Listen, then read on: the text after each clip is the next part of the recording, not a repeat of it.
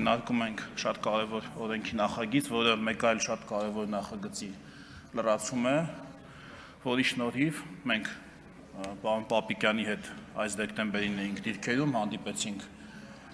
զրուցեցինք բազմաթիվ զինվորականների հետ, եւ ես պիտի ասեմ, որ անկեղծորեն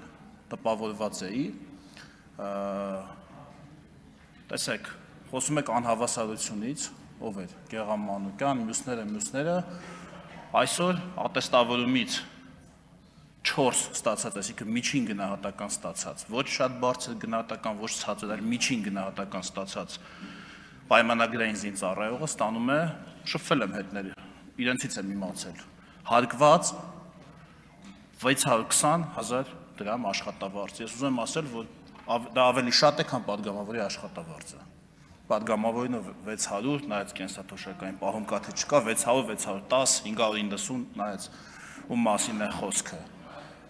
Հա, այդքան է, պարոն Մինասյան։ Դրան գումարած, մեր ֆրակցիայի։ Մինասյանը բացակայում է նիստերից, դրա համար քիչ է ստանում, չգիտի։ Դրան գումարած, պարոն Մինասյան։ Այ որ բոլոր նիստերին գաք շատ կլինի։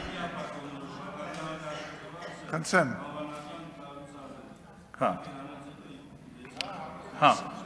Դրան գումարած, պարոն Մինասյան, հատկապես մասնավորապես մեր ֆրակցիայի պատգամավորները, ձեր ֆրակցիայի ղեկավարի նման տուն չունեն եւ ինձ թվում է երբեք չեն էլ ունենա։ Փոխարենը շատ մեծ կապ ունի։ Փոխարենը 3 եւ առաջին օրը ձեր բազմաթիվ հորդորներից հետո պաշտպանության նախարարը դրեց մեր պետության դղյակների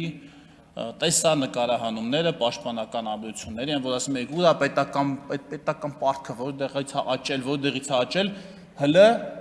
Սեյրան Օհանյանի ապօրինի գույքի բռնագանձումը հələ տեղի չի ունեցել, որ այդ փողով արվել, դրա համար կներեք հələ որ պետական պարտքով ենք արել այդ բոլոր մեր պետական, մեր բոլորի, մեր զինվորականների, հայրենիքի պաշտպանների, դղյակների կառուցումը։ Ոչինչ, պարոն Եղանյան, կփակեն այդ պարտքը, ոչինչ, իրանցից կվերցնենք, կփակենք այդ պարտքը։